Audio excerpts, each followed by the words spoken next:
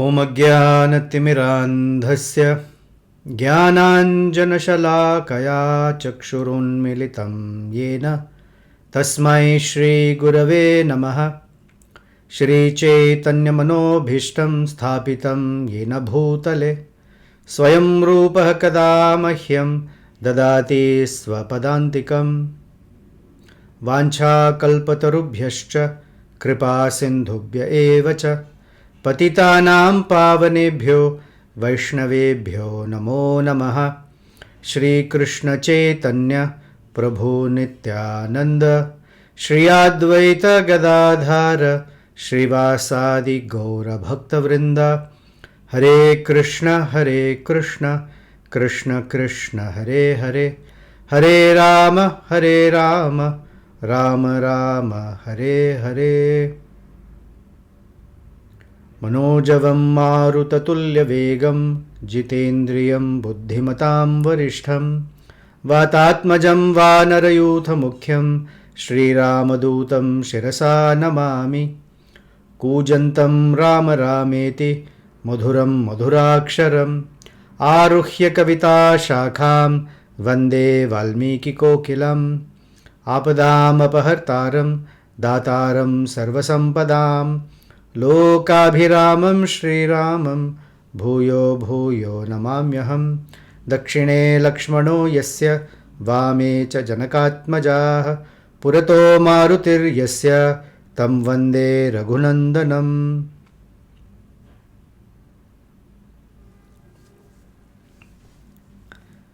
Sundarakanda is an explosion of beauty, of poetry, beauty of purpose, and of course beauty in the narrating of it. Sometimes the excellent content, if not narrated properly, loses its efficacy. And sometimes it can be communicated very well, but there may not be enough content in it. And therefore Valmiki Rishi, who is both the writer of the content or the experiencer of the content and the communicator, both are in perfection. And therefore we in Kali Yuga are benefiting from such excellent content and even more excellently communicated.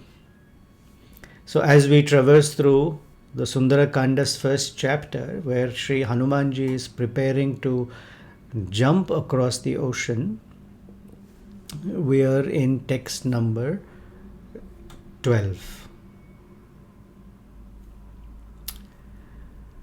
We'll go from 12 onwards. Up until this point, Sri Hanumanji has gotten up on Mount Mahendra, then gotten down and surveyed the shoreline, and we learned all the meanings. Then he went through that area with all the trees being uprooted and all the animals running away just by the power of his chest as he walks through that shoreline area. And then he went back up on the mountain and was in this position where both his hands and his feet are on the ground. His knee is also touching.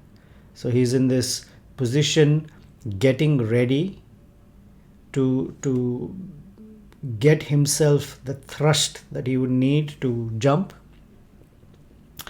And in order to get that thrust, he is pushing down on the mountain.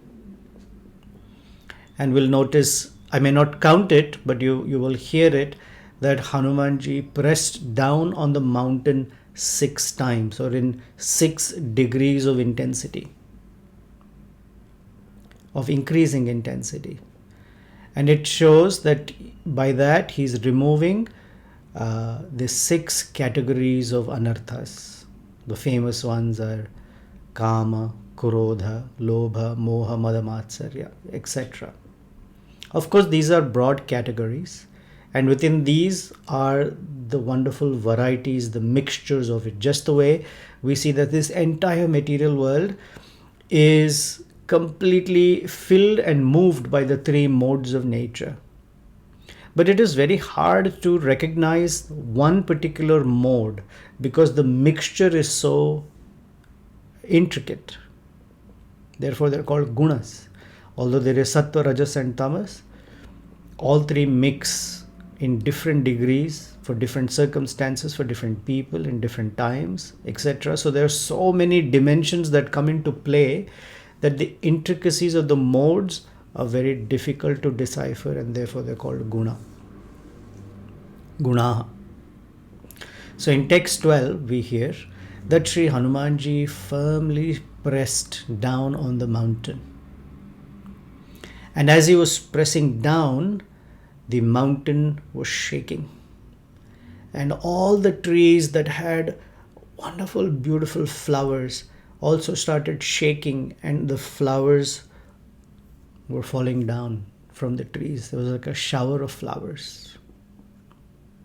And as these flowers were falling down from the trees, there was this waft of fragrance in the whole area. And as he continued pressing down, the trees became uprooted.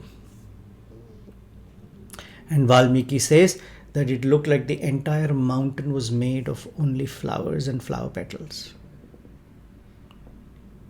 So the first stage of Anartha Nivritti, although Hanumanji doesn't have any anarthas, but as an example for us to learn the stages of development, he says that the first shower of flowers actually is a glorification, because flowers, one can actually offer actual flowers to somebody, and if you cannot offer flowers that way, then you offer the flowers of good words. And so in Sanskrit the word is mantra pushpam. So you offer very nice words of appreciation. They are like flowers. They're fragrant, they're decorative.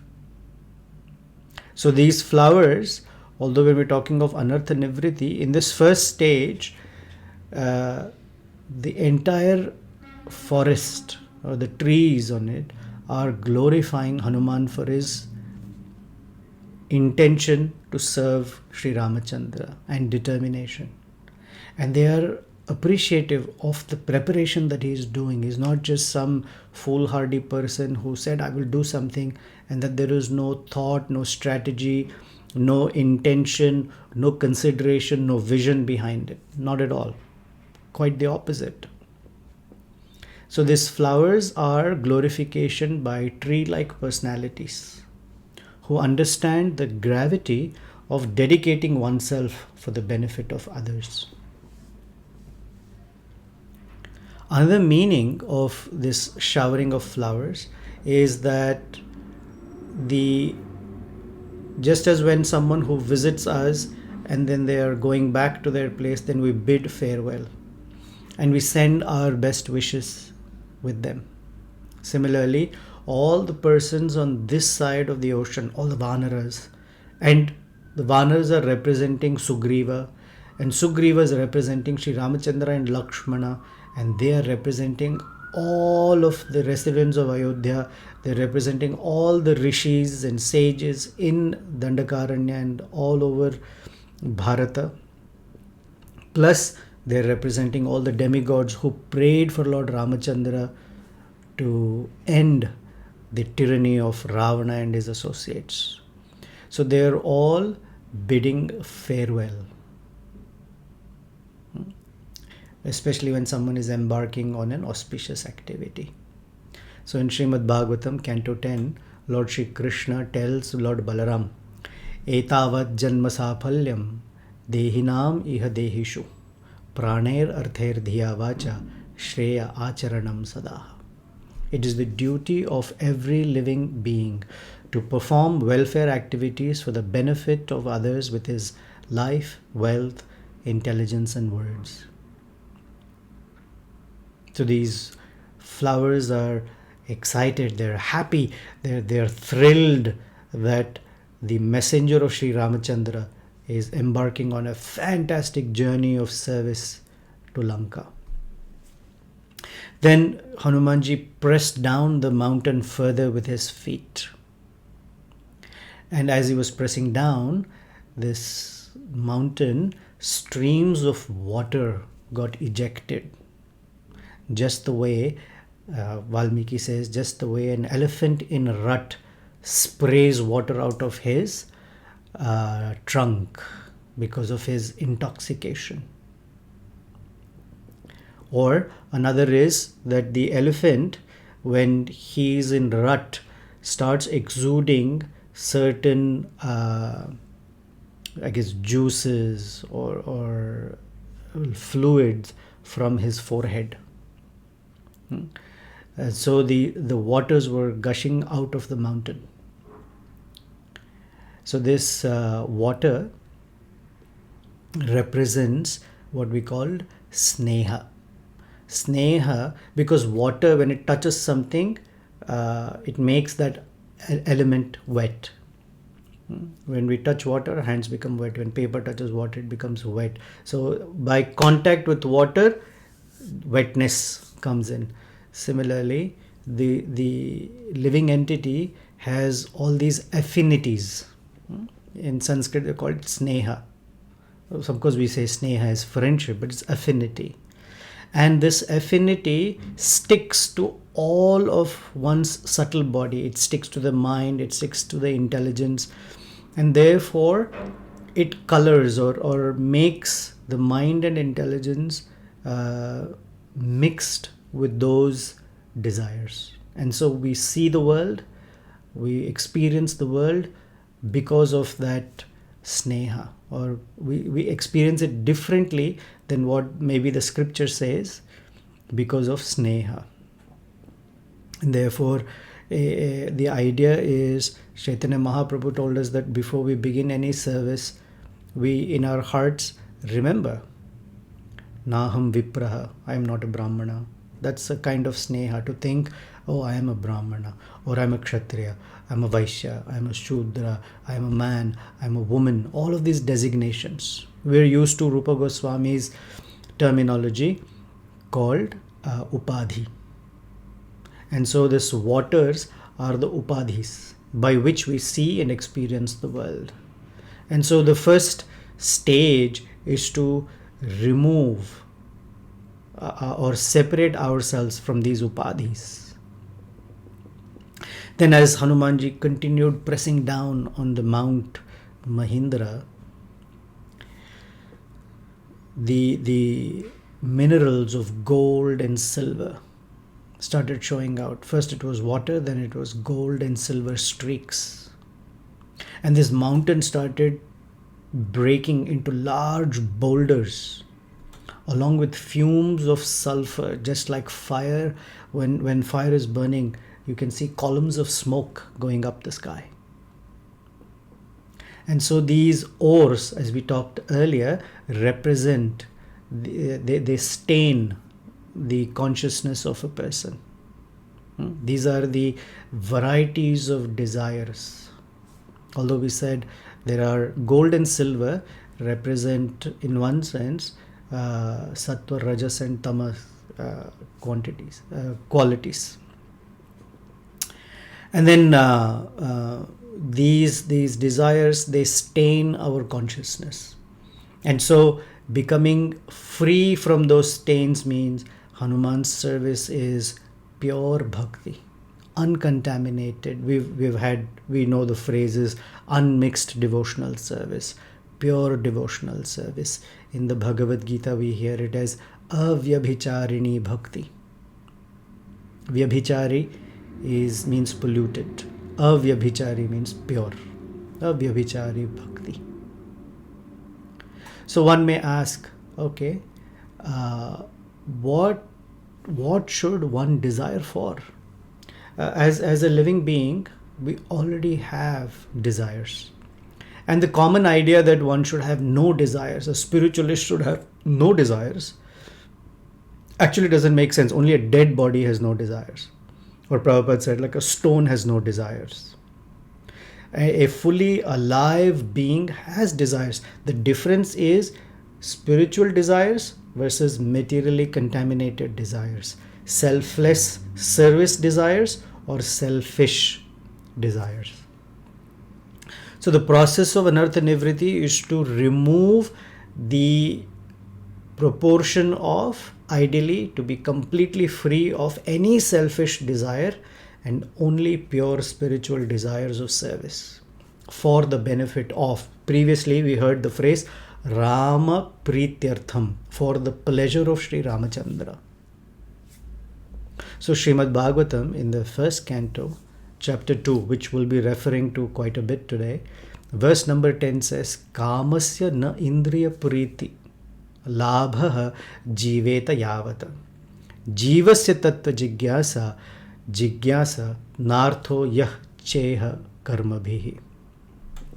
That life's purpose should not be for this and should be for this. So should not be says kamasya na indriya priti labha. So life's desire should not be for the pleasure of the senses. Then what should it be for? Tattva jigyasa. It should be for knowing the absolute truth. Na artha iha. There is no better benefit, or it should not be used for material purposes. The purpose of life, the purpose of one's activities, iha karma bihi, all the activities in this life or in this body, or for tattva jigyasa, jiva tattva jigyasa, jivasya tattva jigyasa. Alright, then the natural question is, how should one cleanse oneself? Hanumanji is pressing down on the mountain. So what is it parallelly for a spiritualist? What is the equivalent of pressing down on this mountain, which is the body? That is the intensity of the process of hearing and chanting. Shravanam, Kirtanam, Vishnu Smaranam, etc. And that in the Srimad Bhagavatam, same second chapter, the first canto, verses 17 and 19. Shrinvatam Svakatha Krishna Punya Shravana Kirtanaha Hridayantasto Bhadrani Vidhunoti Surhad Satam. Here, Lord Shri Krishna or Shri Ramachandra act as our best friend, Surhad. And Punya Shravana Kirtanaha, one who engages in this pure activity of hearing and reciting or singing the glories of Svakatha Krishna, his own pastimes, his own katha, like we are all engaging in the hearing of wonderful Ram Katha, and even more wonderful the katha of Ramadasa, Hanumanji. Hridayantahastah abhadrani, all the unwanted, inauspicious things sitting in the heart, vidhunoti, are become cleansed. Krishna removes them. Sri Ramachandra removes them. Nrsingadev, Varahadev, Vamanadev, whoever is our worshipable deity, Sri Chaitanya Mahaprabhu. And tada rajastamo bhavaha. And then all the passion and ignorant bhavaha, mentalities, kama lobhadayasche, that show up as, that manifest as lust and greed. Cha means all of them, etc. Cheta eter anavidham, they're cleansed. Cheta eter anavidham is the parallel for cheto darpana marjanam. Our consciousness becomes cleansed by the process of chanting. And this is what Chaitanya Mahaprabhu taught Rupa Goswami, and we hear as Cheto Darpana Marjanam from his Sikshashtakam. One may say, well, what happens if I don't do it? What is the cost of it? We say opportunity cost. What's the downside? The Srimad Bhagavatam warns us that if the human life is not used for becoming pure in purpose, becoming pure in activities, and pure in our thoughts and desires, then there is a risk. And that risk is given in Srimad Bhagavatam, Canto 4, Chapter 24, verse 66. And it's there in many other places, but this one is a really nice one. Pramattam uchchaihi iti kritya chintayaha. Pravriddha lobham vishayeshu lalasam. Tvam aprapatta sahasa bipadyase kshul leli hano ahir ivakum antakaha. He says that just as a hungry snake, kshut leli hano ahiriva, akum antakaha. Ahi is a snake, a venomous serpent. Akum is a mouse. Just as a snake very quickly grabs onto a mouse and kills him, antakaha, similarly, the hungry tongue, kshul leliha. Kshut leliha means a hungry tongue. A hungry tongue does not know any limit, it has no boundaries, it just keeps on. So both in speech and in the action of activity. He says, Pramattam uchchaihi.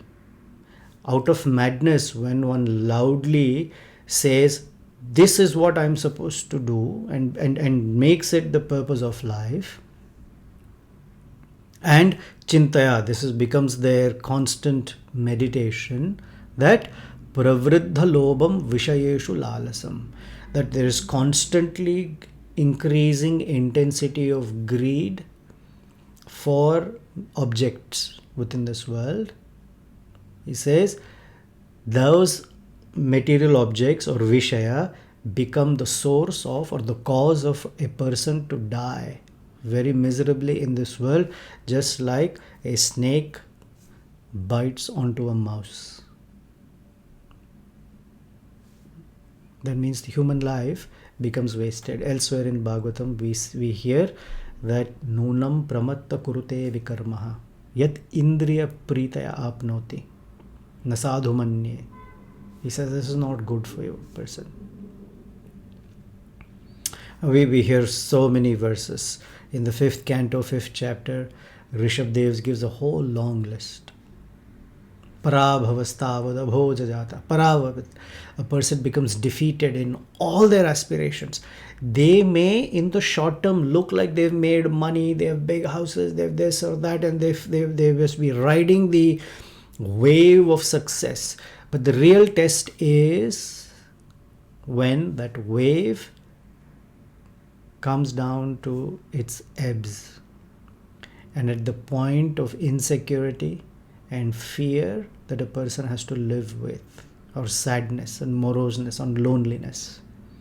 Those are the points at which the person realizes that all the things that they have accumulated actually cannot help them at the point of distress. It is only the Supreme Lord and his devotees that actually are there, because their katha is uplifting. Then again, Hanuman started pressing down on the mountain. And now other living creatures that were there in the crevices and caves started shrieking and making horrible sounds.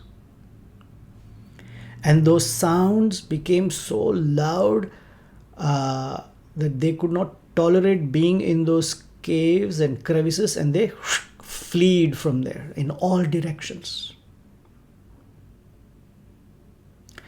Then as he pressed down further, the snakes that were under the mountain started to creep up, expanded their hoods so much so you could see the swastika marks on their hoods.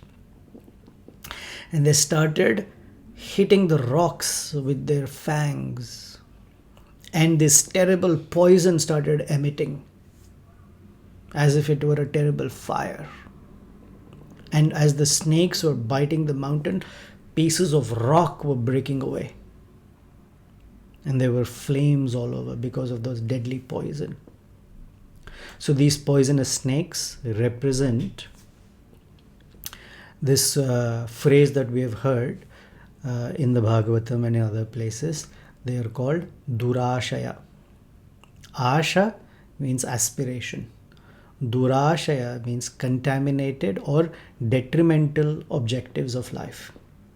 A person may have a certain aspiration or an objective, but if that is ultimately in the spirit of hurting the one person without knowing, but they say, I'm the adamant, that's what I want to get, then that's called durashaya.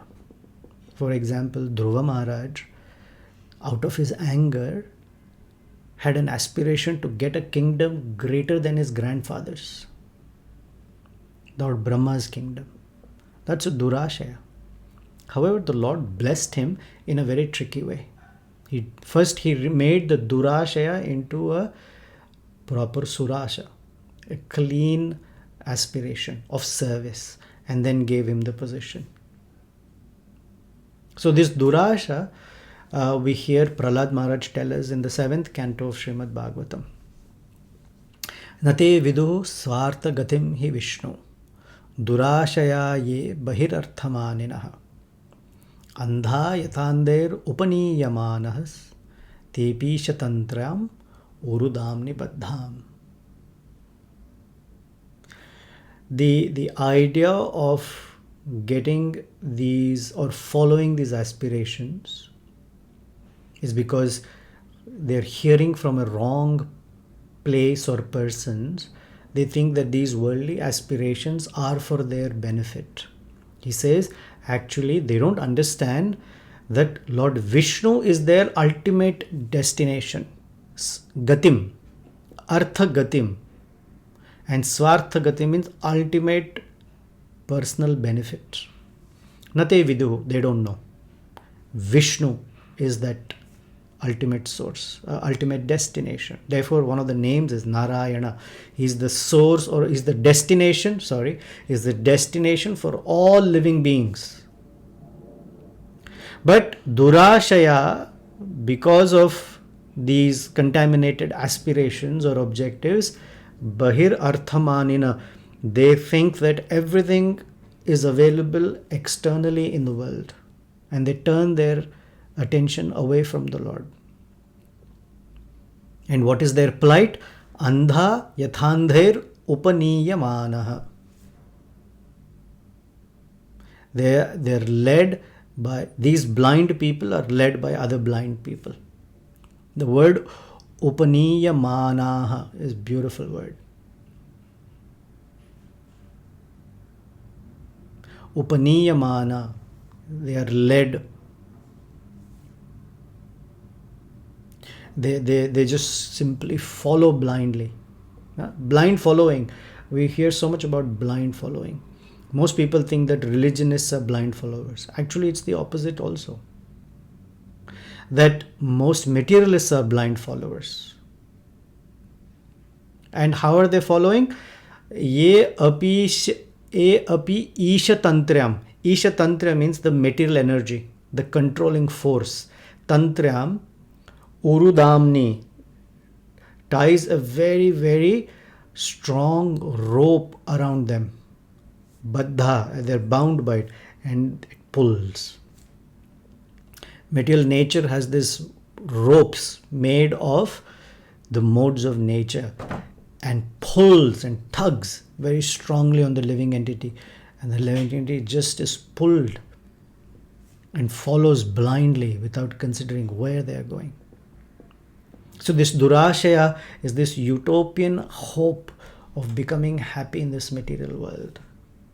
Prabhupada calls it utopian hope of becoming happy. This is in a morning walk in Rome in May 29, 1974. On May 29, 1974. Then as Hanuman continued pressing down, even the medicinal herbs that were there in the mountain that had grown there, they could not neutralize the effect of the poisonous snakes. The herbs means that in a person, there are both the goods and the bads. And sometimes, as part of anartha nivritti, even the goods have to be gotten rid of. But most of the focus is on the bads. And we feel that, whatever is good within me actually is not coming to my help. And so sometimes anartha nivritti seems as if it is becoming intolerable. sometimes another way to look at it is that the good here, the herbs here, are material solutions, do not come to help when the real solution needs to be spiritual. And in one sense, it means that one should not rely on material solutions exclusively. It doesn't mean we don't take any. It just means that's not our main basis of reliance. A main basis of reliance is a spiritual solution, and on top of that, whatever required material solution should be added on. Generally, people make the material solution the basis and just pepper a little bit of spirituality in their life, and they say, oh, it didn't work. The basis is within one's consciousness.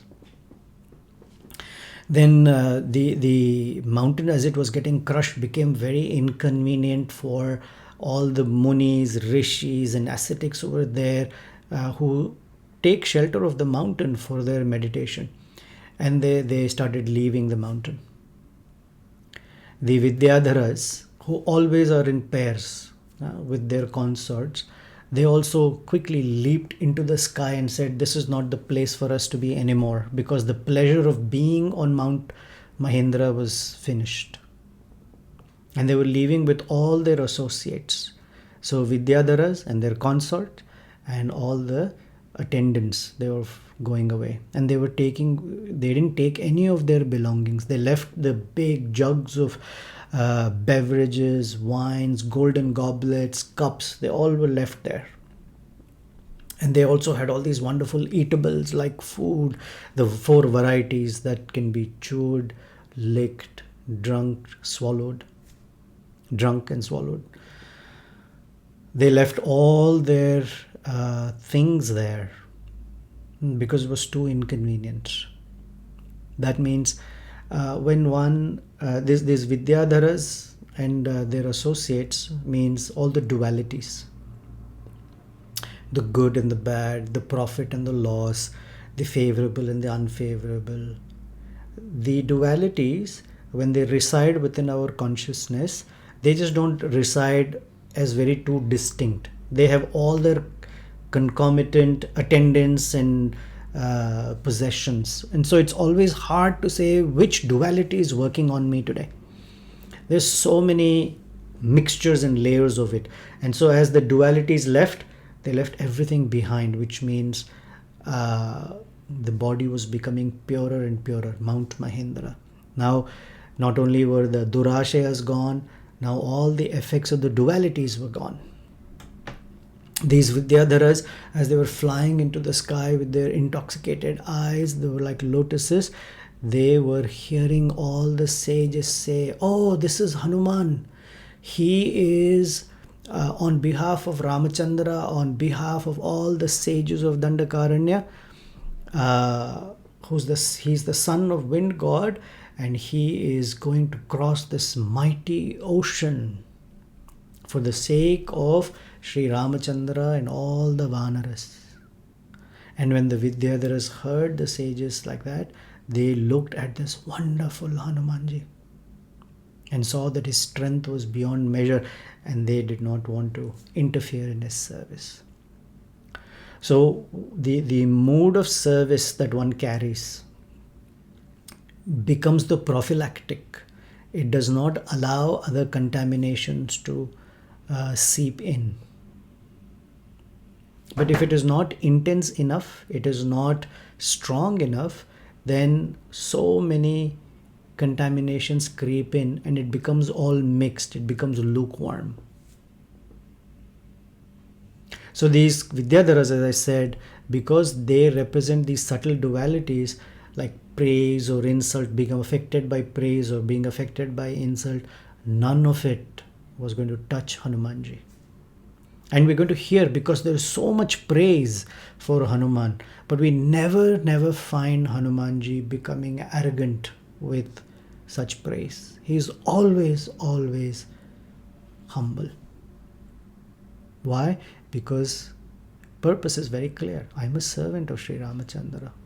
And where this idea of servitude is very strong, other things like praise, which are waves, cannot take a person away, cannot wash a person away from their position.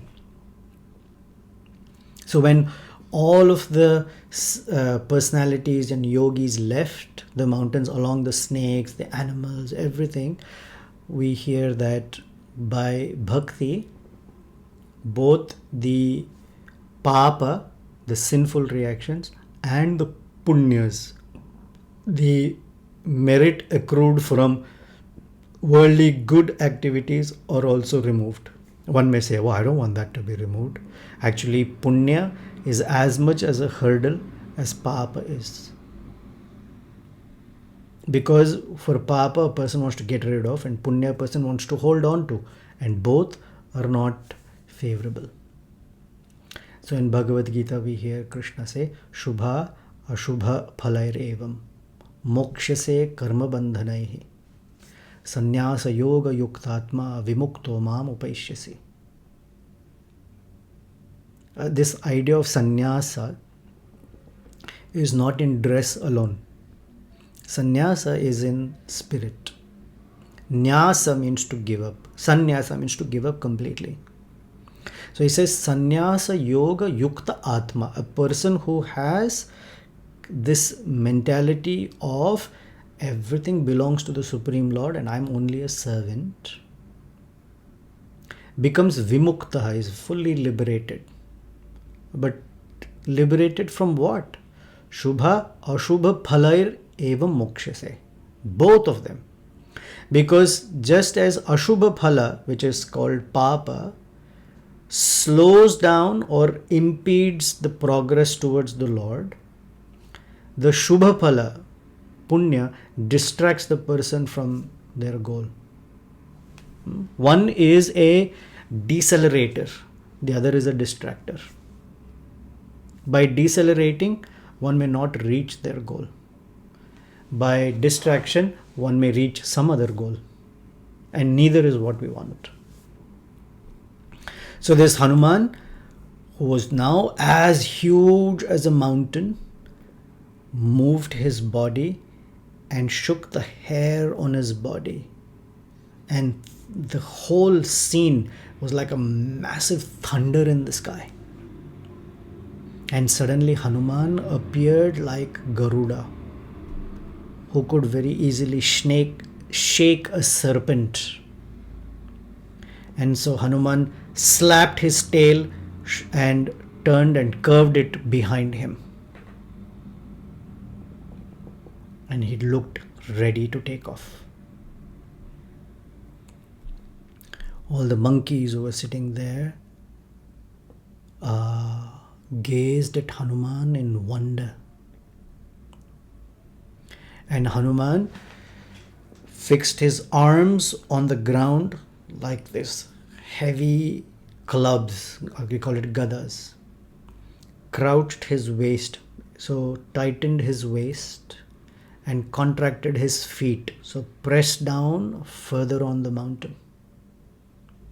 Hanuman's head, shoulders, everything contracted. So as he was contracting, all the energy, Valmiki says, he summoned up all his energy and vigor and he was getting ready. And then he cast his eyes upwards into the sky, as if viewing in his eye the whole trajectory, the distance that he needed to cover by his leap. And then restrained his breath in his chest while he was looking at the sky. So, before we take a jump, we breathe in, fill our lungs with air. Here, by his breathing in, all the power of Vayu, which is required, because without the help of wind, one cannot fly. The whole concept of flying an aeroplane is all how you manipulate wind under the wings, over the wings, on the tail of the plane, etc. So as the representative of Vayu, the son of Vayudev, he is getting ready to now jump. And this Hanumanji looked like a mighty, mighty elephant. And he then addressed all the monkeys that were standing there. And what he said is a fantastic verse which we'll pick up next week because it requires a lot of explanation. So we have covered up to verse number 38 of the first chapter of Sundara Kanda. Hanumanji is ready, his body is ready, his mind is ready, and we will know both of that by the third, by his words. He's going to tell the other monkeys the purpose that he's going to go for, how he's going to go, what is his consciousness as he's about to jump to Lanka. So we'll meet you again next week. Until then, may Sri Hanumanji be our teacher who shows us that the process of anartha nivritti does not have to be something morose, discouraging, or debilitating or disempowering. In fact, it's quite the opposite. As one gets rid of all the encumbrances and blocks by the grace of Sri Hanuman and Sri Sita and Ramachandra, the purpose becomes clearer, the soul begins to shine even strongly, and life becomes joyful. Regardless of what obstacle might there be, every obstacle can be crossed when the intention is pure and when the desire for service shines bright like a flame in a dark room. So thank you, Sri Hanumanji, Shri Sitaram Lakshman Hanuman Ji ki Jai, Srila Prabhupada ki Jai. Please hold on to your questions when we meet next week. I will cover them at that time. So thank you and see you all very, very soon. Hare Krishna.